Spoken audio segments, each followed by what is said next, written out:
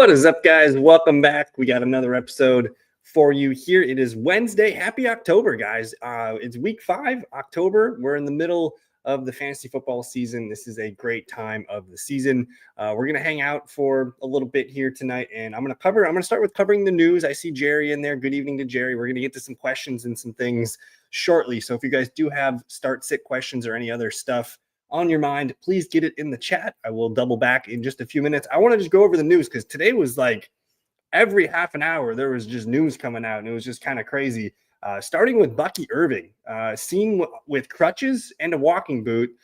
Not great. We saw CeeDee Lamb have a high ankle sprain a game ago, and I'm wondering if we're kind of dealing with something as well. This is considered a foot sprain for Bucky Irving. I think just looking at the Buccaneers schedule, they have a handful of games coming up. I think their bye is week 8 or 9. I think worst case scenario, he's going to miss 4 games. They haven't put him on IR. They're saying that he has a chance to play at some point soon. So I'm assuming him to be out for week 5. Week 6 is questionable. Week 7 to me seems like the most likely time that we would see him back as a best case scenario. So we'll continue to watch and monitor Bucky Irving's practice reports. I think Rachaad White, he should have been added, and when this news comes out, you have to literally be on it. So I recommend getting, notifications sent, on X. It's easy to just get notifications sent to you. So Bucky Irving, expecting him to miss at least 1 to 2 games, maybe upwards of 3, maybe 4. Rachaad White and Sean Tucker would be interesting to add.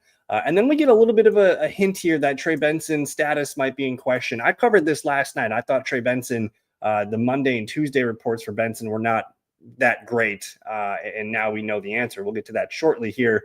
Alec Pierce, concussion. He's on track to play this weekend. Dylan Gabriel starting over Joe Flacco. So we got that to be worried about. Now, Schefter's saying it's not believed to be long-term. It's considered week to week. But again, I'm thinking anywhere between 2 and 3 games likely missed. Maybe 4 at the most, because I think they have 4 games and then they're bye. Maybe there's a chance they hold him out to get 5 weeks of healthy Bucky. Another tough loss here at the running back position. Braylon Allen, the knee injury is pretty serious.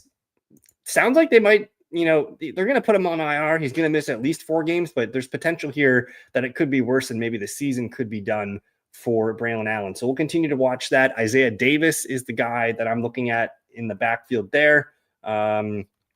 Let's see what else we got here. Jaden Daniels practicing Wednesday. Good news for him. I expect him to play.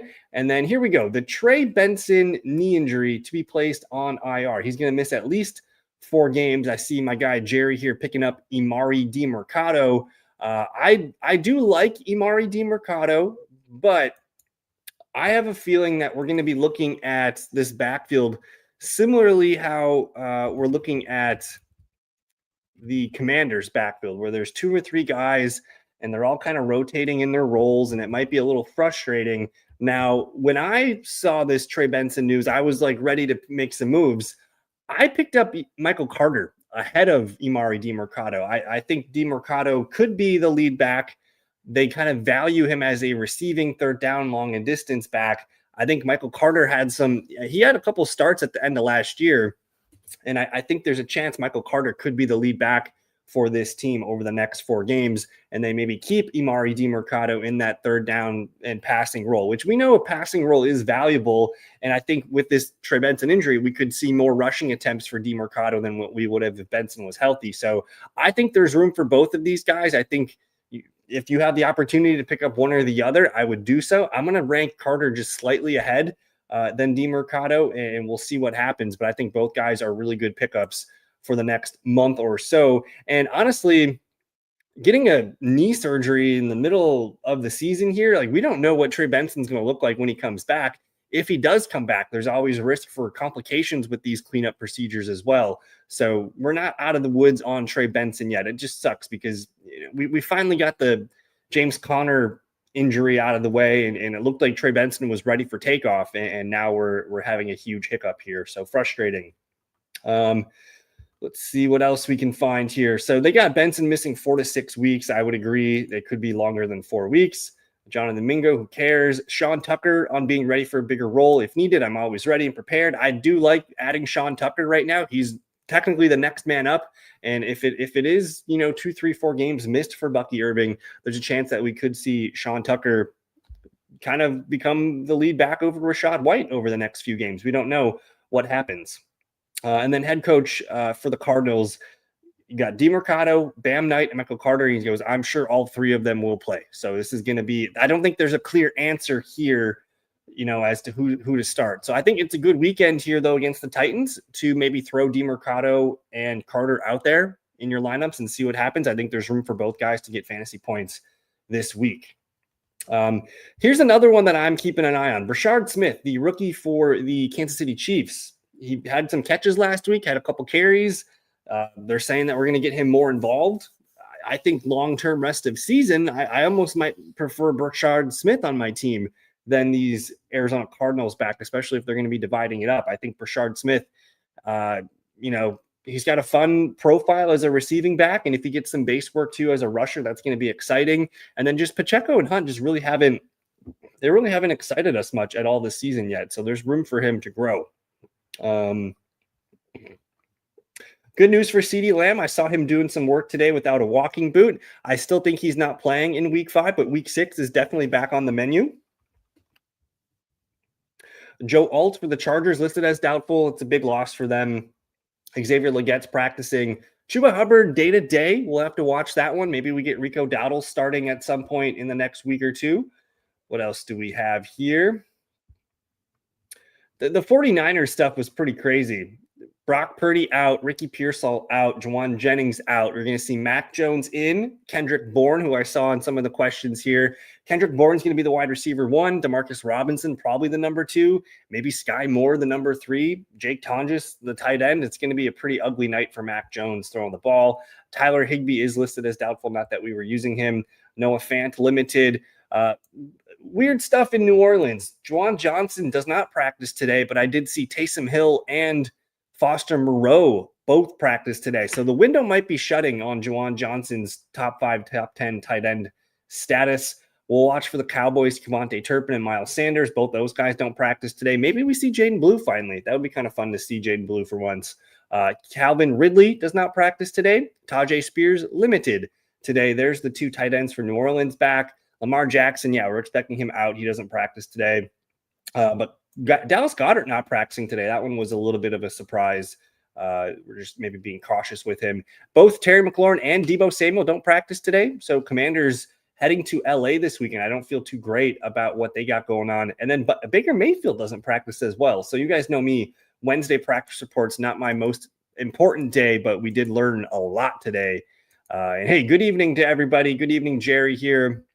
We've got DeMercado in both leagues. DeMercado or Pacheco. I'm probably going to go with DeMercado. The Jacksonville Jags defense, man. I think it's about time we start recognizing them as a good defense in 2025. They've been pretty good through 4 games this season. In terms of running back points allowed, they rank 9th best. They've allowed 0 rushing touchdowns, 2 receiving touchdowns, but they are among the lowest. They might actually have the fewest rushing yards allowed. That's what it looks like here, 255. Only one other team here, the Browns, have less. I guess the Buccaneers have 216. So this looks like a tough spot for Pacheco in the running game for the Chiefs. I'm going DeMercado here. Start 2.5 PPR, DeMercado, Travion. I mean, this one's, I'm not going to mess with this. I'm going to go Jordan Mason and Travion Henderson pretty comfortably here. And good evening to Jason. Hope you're doing well, my guy. Harris says Carter or Miles Sanders. Right now it's tracking that Miles Sanders is probably on the doubtful side to questionable side. It's a good matchup against this, this New York Jets defense here, which they've been middle of the road against running backs, but I think you probably have to whip out Carter. It looks like Miles Sanders might not play this week. So for now, the answer is Carter. And double tap. Good evening, my man. I'm doing great. I'm doing fantastic. I have a total of 5 leagues that I care for. The fellowship league's kind of fun. We're doing good in that one. I have a 3-1 record, I believe, in the fellowship league with some of the guys like Harris and some of the other guys that comment on the videos. So I have that one league. I have 2 dynasty leagues. Dynasty leagues are tough this year. Nothing's really connecting for me. So I'm kind of struggling in one for sure. I'm middle of the road in another. So 2 dynasty leagues. I am the 2-time defending champion in that one league, and then I did win a year or two ago. So both dynasty leagues or whatever, those are on Coast. And then I have my most important league, which we're in. I think this is our 16th year. I've never won it in my most important league. It's been crazy. I've lost 4 championships. I'm the most heralded winner in the league here with the most playoff berths, the most Final Fours, the most championship losses, all that good stuff. And I just haven't been able to win it. But that's my most important league, the $100 buy-in. And then I have a keeper league, which is a fun league. So I'm all in all, I have 5 money leagues that I play in. And at the moment here, everything looks pretty good. We're on Coast. I don't have any dead teams or anything yet. And I've actually haven't really had the injury bug hit. So we're doing good. That's a great question. Thank you for the fun one. Woody Marks or JCM. This one's not close, Harris. It's Woody Marks. Look at this Ravens dead last here against the run. 5 rushing touchdowns, 464 yards. They're giving up 200 receiving yards. Like, this is the spot. The Ravens offense is no good without Lamar. Their defensive line and other pieces are just banged up right now. Woody Marks over JCM. And the Chargers they're one of the best running defenses in the league. This is not a good matchup by any means for the Commanders' running attack. So this one's not even close. Thoughts on the 49ers receivers for tomorrow night?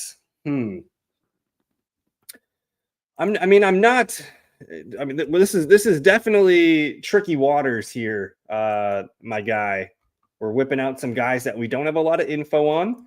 Demarcus Robinson, a little revenge game against it's not a revenge game, but it is his former team where he's had success catching a good amount of touchdowns with them. He's going to step into the number 1, number 2 role here next to Kendrick Bourne. I think there's room with Mac Jones. Mac Jones has been a guy that can deal it and target his guys just fine. It is a tough matchup on paper. The 49ers heading to LA, the Rams defense, you can pass on the Rams. So this might not be a bad spot for Mac Jones throwing the ball. It really depends on the options, but I think I'm open to this. I'd almost have to look at some player props to see where it's at. If I'm setting the over-unders for a guy like Demarcus Robinson, I'm probably going to put it at, 3.5 catches and like 42 yards, maybe. I can see 3 for 42, 4 for 50, something like that as his floor. And then obviously if he catches the touchdown, that's where you're going to have fun. So I don't hate the spot, man. And Jason says he needs 2 running backs, 2 receivers, a flex, half PPR. Marks, Monty, Hampton, Chase Brown, Pickens, Keenan, JSN, BTJ. There's no way I'm going to get this question right. There's too many good players here, man. We're going to go with the receivers first. Between Pickens, Keenan, JSN, and BTJ, you're playing Jackson Smith and Najigba. Let's actually pull up my rankings here. And if you guys want to check out the Fantasy Fellowship, become a member over there, you guys would get access to my weekly rankings. I do have Jackson Smith and Najigba as wide receiver 3 this week. I feel great about him. If I'm staying true to my rankings, I guess George Pickens at New York Jets is where I want to be. And then you can see Keenan Allen here at 14. I think BTJ is just outside my top 15. So if I'm ranking the top 2 receivers here, it's going to be JSN and George Pickens. And I've been adding this lately, which I think people would like to see. It's my running back / receiver rankings, which are really helpful when I'm making these flex decisions. I think between your running backs, like Omarion Hampton, yeah, he's in a league of his own here. I love Omarion Hampton. I have him actually as the number 10th overall running back receiver. So he's locked into one of those 2 spots for me. And then I think Woody Marks probably. Where do I have Woody? I probably need to move Woody Marks up, honestly, in my weekly ranks. Let me go here.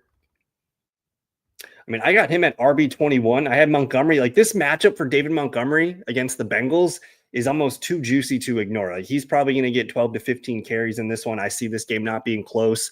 I feel really comfortable with David Montgomery in as my RB2.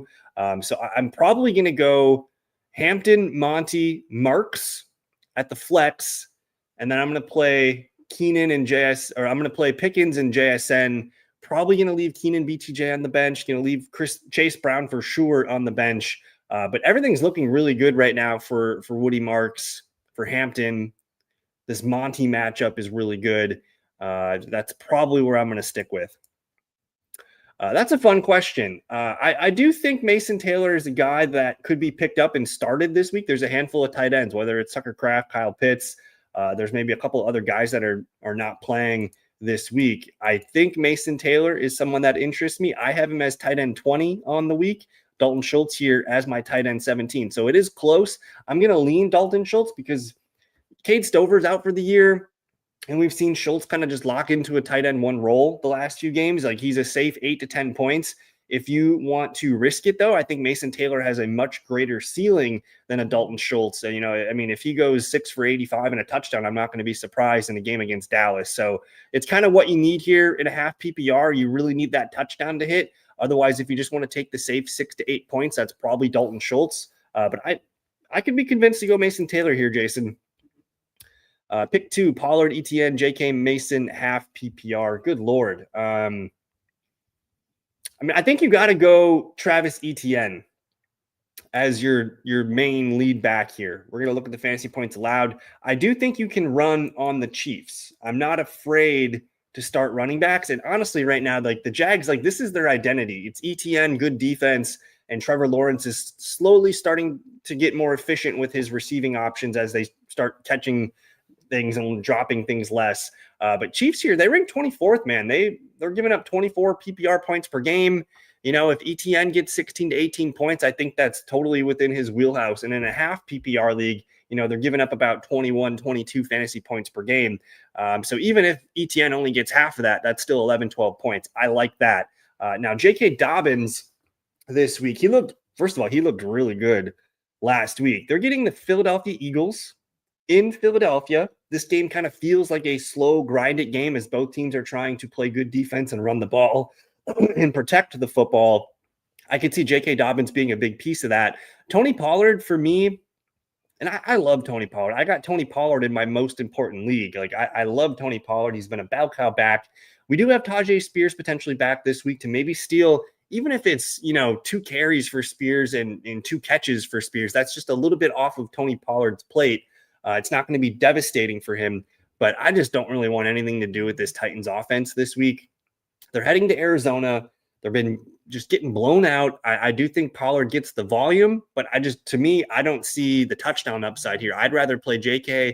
I'd rather play Jordan Mason. So for me, ETN is the winner for sure. And then if you need the second one, I got Jordan Mason here at RB17, J.K. Dobbins here at RB20. We're kind of splitting hairs. I know Cleveland has arguably the best running defense. Like they rank 3rd here. They have given up 2 rushing touchdowns. And I think if the Vikings get close, Jordan Mason is the goal line back. J.K. Dobbins is the Broncos goal line back as well. So it's a toss up. I'm going to lean Jordan Mason by a hair. I think the Vikings controlling this game against the Browns makes sense to me.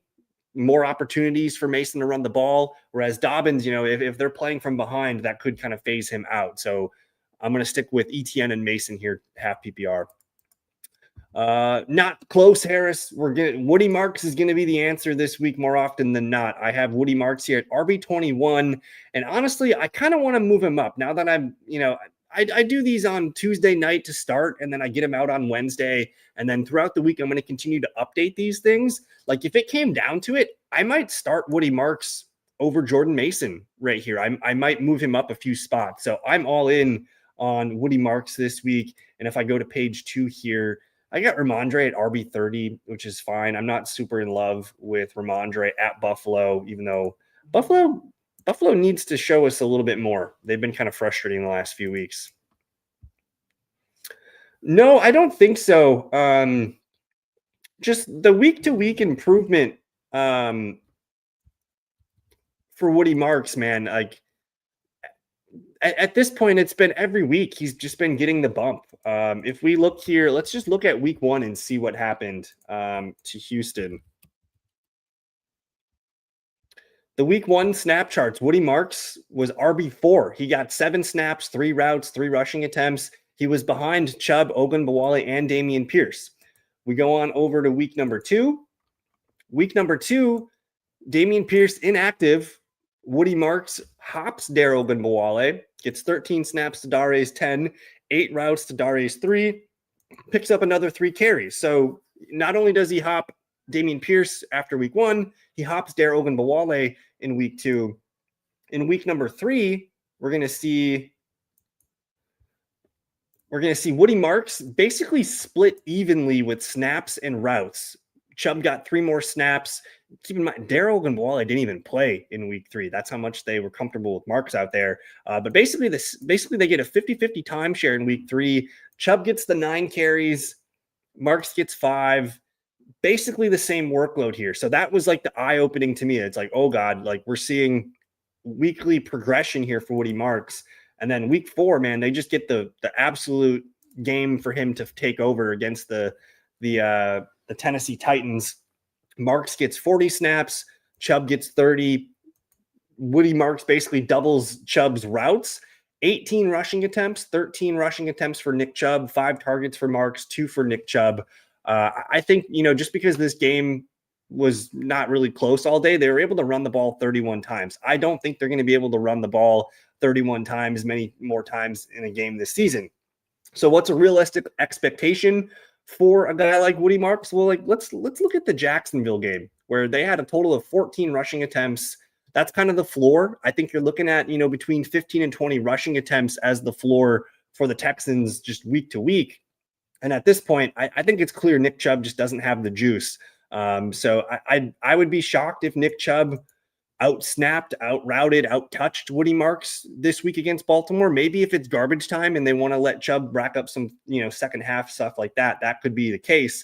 But I think this 2-touchdown game for Woody Marks has pretty much put the final nail, and he is their lead back. So I think I'm comfortably starting Woody Marks over a lot of guys in that RB2, RB3 territory. Yeah. That's how a lot of my stuff is, man. And fantasy football is such a weird, like just the ebbs and flows of fantasy football. Like I got a football team that's got Jaden Daniels is part of the reason, but I'm 0-4 in one of my keeper leagues. And I got, Justin Jefferson, Emeka Egbuka. I got Keenan Allen. I got George Pickens. I got Tucker Kraft. I got Amarian Hampton. I have all the answers. I haven't had any luck with a lot of my schedule. But this looks like a good week for this team to kind of put it all together and put up some decent numbers.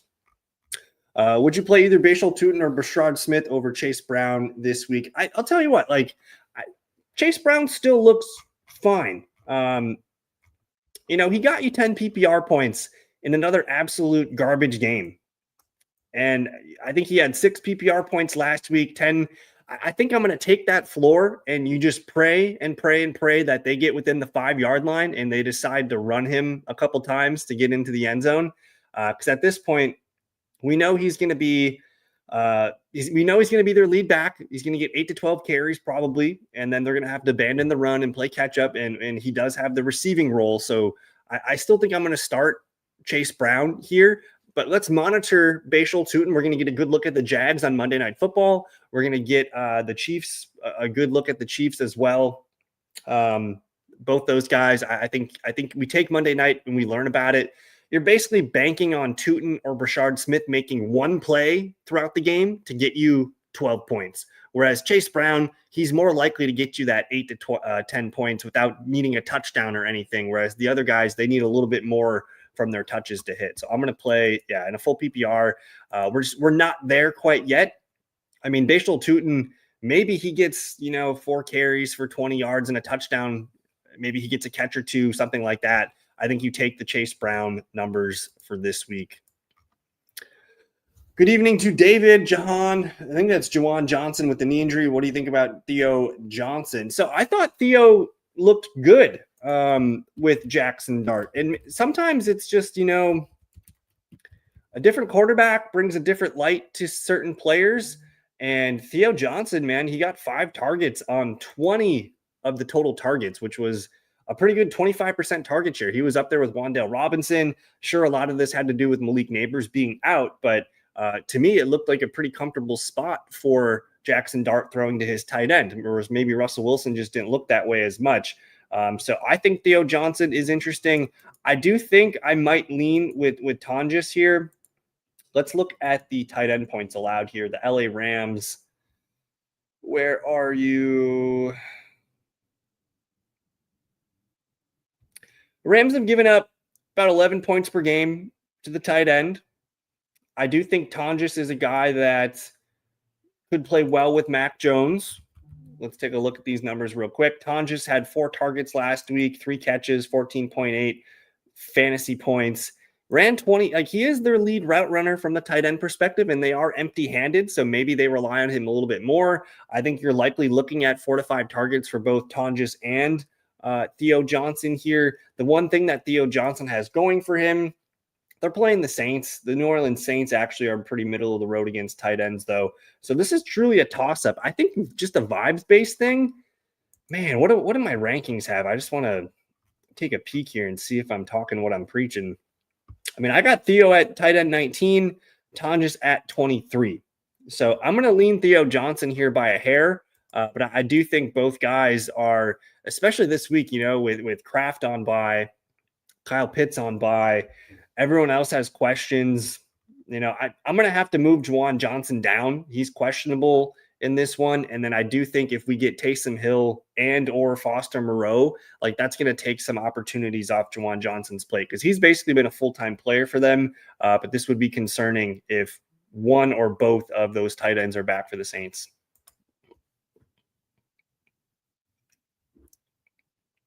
So if I had to start one of these guys here, let's take a peek at the Jaguars.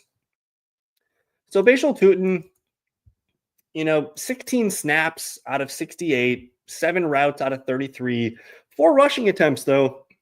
So when he's out there, there's a good chance he's getting the ball. He did get a target, caught his ball, 3.2 fantasy points in week 4 in a tough game against the 49ers. And then you have Brashard Smith here, who maybe this was because of the lopsided affair, but he also sees 4 carries and he gets 4 targets. I think right now you play Brashard Smith over Bashal Tutin in this game. And really the only way Tutin hurts you is if he pops off for a kick return, punt return, touchdown, or if he just somehow manages to get an injury to ETN and that launches him into the status. But they're showing that they want to play Brashard Smith and they're dialing up passes to him. So to me, in a full PPR situation, I think I'm probably going to take those 2, 3, 4 catches from Brashard Smith over those 4 or 5 carries from Tutin and maybe a catch. So that's where I'm at. I do like Tutin long-term. I think he's a good player. But for now, slight lean Brashard Smith for week number 5. What else we got brewing here on the fantasyfellowship.com? So I play in some survivor leagues where one of them is called a loser pool, where every week you have to pick a team to lose. You can only pick them once per year. I think I kind of want to lock in the 49ers tomorrow night, but I'm a little nervous to do so just because you never know. Mac Jones, sometimes he can bottle some magic and do some crazy stuff. Christian McCaffrey's still healthy. Fred Warner's still out there. The 49ers are pretty salty after that Jags loss, but I don't know. It's the Rams at home playing good football. They're healthy. I would assume that that's what's going to happen. But here's your week 5 spreads. And the Rams, I believe they're up to 7.5 now.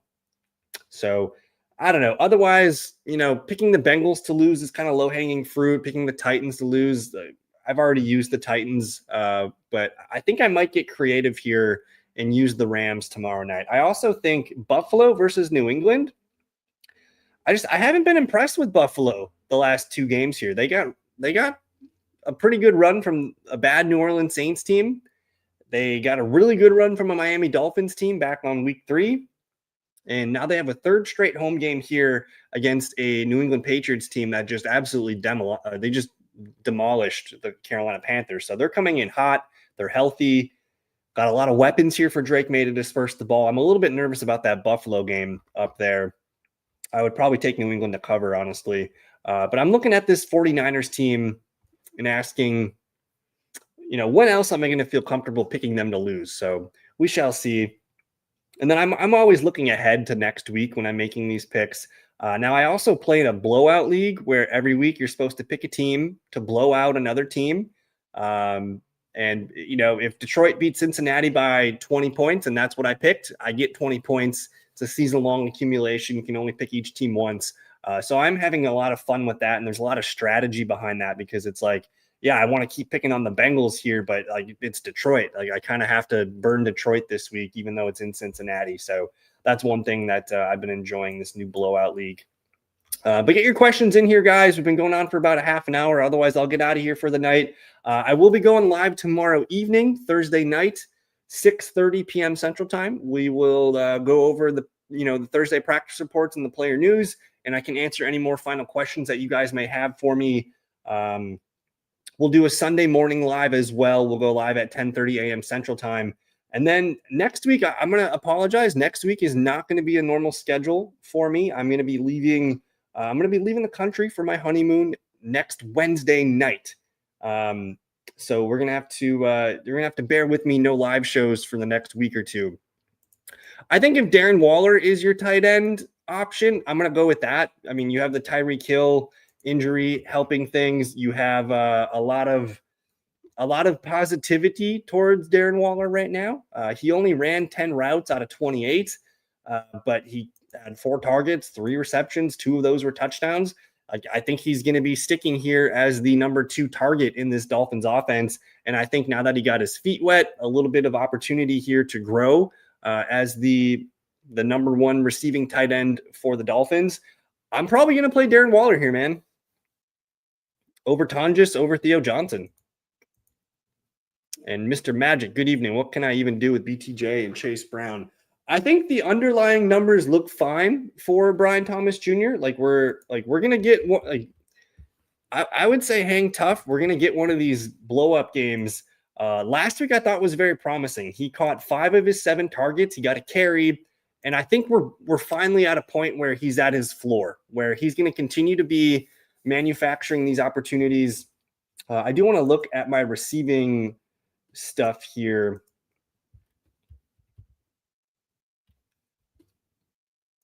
So on a targets per route run basis, he's at 22% targets per route run, which is fine. We want to get that up a little higher. Yards per route run is going to be bad because he just hasn't been able to catch as many passes. Like he's not even in the top 67. But his routes, top 15 routes, his target numbers, he's top 15 in targets. He's due for some regression. He's going to have one of those games where he catches 2 touchdowns or he goes for 100 yards and he just catches everything. And yeah, if you want to sell, you can sell Brian Thomas Jr. But I feel a lot more comfortable about BTJ than I do about Chase Brown long term. Chase Brown does make me nervous just because, one, the offensive line is not good. The defense is terrible. But he's sticking in there with that 6 to 10 PPR floor. I think if you want to wait for a touchdown from Chase Brown and sell him after that, that's fine too. But Chase Brown, more likely to sell for me. BTJ, I'm going to hold because the usage does look good. And he's still the primary first read on a lot of targets. And honestly, they made some adjustments last week where they had Brian Thomas Jr. The 49ers were doing bracket coverage and not letting them get deep. That's why everything was kind of 5 to 10, 15 yards for Trevor Lawrence. And they basically just said, we're going to let BTJ run out routes. That's the best way to utilize him in this game. If that's what they're going to do for coverage, we're just going to keep running these out routes. And that's what happened for BTJ. So I think there's big things coming. Yeah, man, I do think he will get more involved. I did see some good things on Sunday Night Football. Obviously the bad thing was the punt return that he got kind of blown up on. And I do wonder if the punt return and then the next series, I guess that series where he got the punt return, he does this really terrible end around and he loses yards. And I just wonder if they kind of just let him brew it for a little bit. But he comes out and gets 6 targets out of 36 here. So that's a serviceable workload, 5 catches. He's back-to-back PPR over double digits in the last 2 weeks. He's getting the carry still. They pretty much moved him into the slot in week 4, which I thought was interesting. And I think it's a matter of time before we get that big breakout play. But if they continue to find that 4th down catch, by the way, that was a huge moment in the game there. I think that was in overtime. So that was a huge play catch for him. He had the first big deep ball of the day, and they're continuing to find ways to get him the ball quickly. So I do think Matthew Golden has a nice little role right now that is serviceable in PPR leagues. Like if you put him out there, he's been 10 and 11 points the last 2 weeks. Now we just need the touchdowns to flow. That's what's going to start making him a more fun start. Good evening to Ron, by the way. Would you trade Marvin Harrison for JSN and Dynasty? If so, would that be plus in regards to picks? I would go after Jackson Smith and Najigba. I'm not quite sure what you're going to need. I would first be open. You got to have the dialogue with the JSN owner and say, hey, I'm willing to send you Marvin Harrison Jr.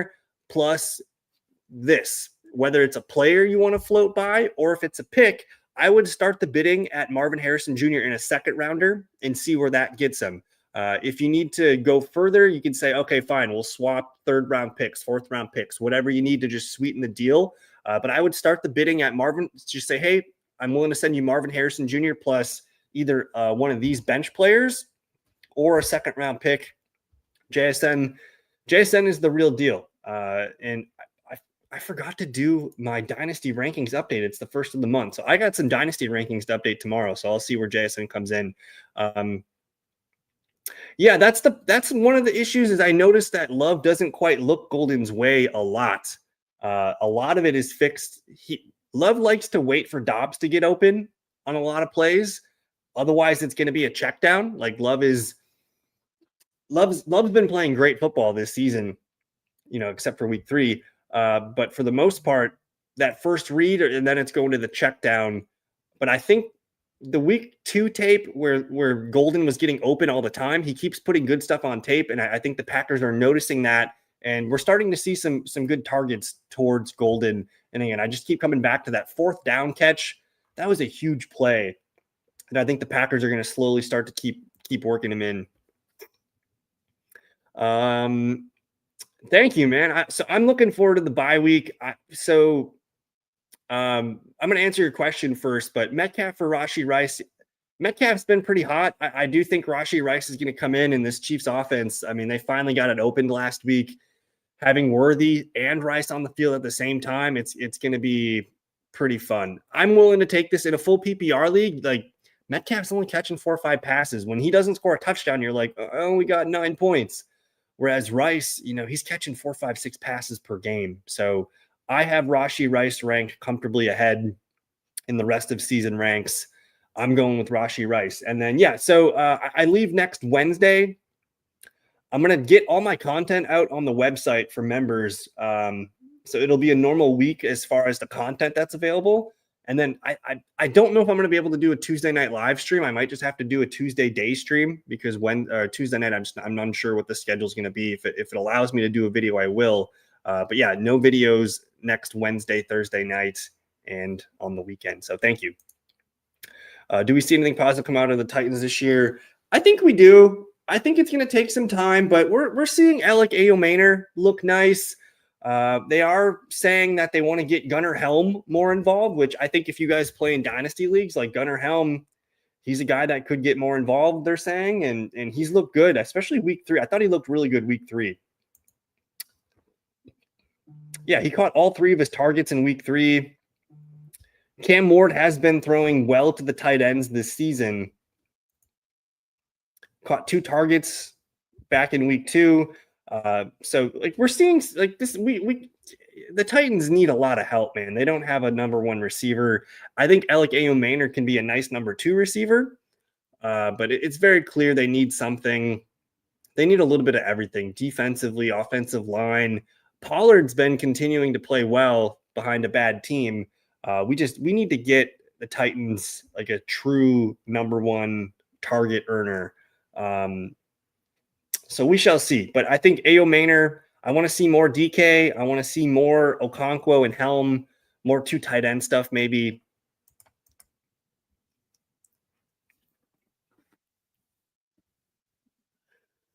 Yeah, I think coming off of a promising game for Marvin Harrison Jr., where everyone was able to watch him have that really nice fourth quarter, I think that does help. He might have one more big weekend here going up against the Titans. So that's one way to maybe sell it here. Because if he has a bad game against the Titans, then the market kind of sours on him again for a week or 2 before he pops off. So I think this is the right time to do it. And then also JSN didn't have the best weekend last week either. So I'm all aboard this.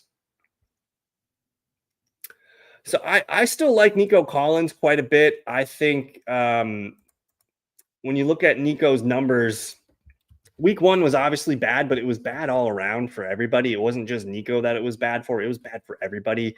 But he's still the lead man here. I know Dalton Schultz caught a lot of underneath and dumpy stuff, but Nico's going to make 1 or 2 big catches per game. And when they get near the red zone, we know he's a red zone target. They tried to force feed him in week 2 against Tampa Bay with all those targets. He's got 2 touchdowns on the year. I think more is going to come. And the Texans, they're catching some good bounces their way. They were able to steamroll the Titans and get some confidence here. You have a guy in Woody Marks who you're excited about.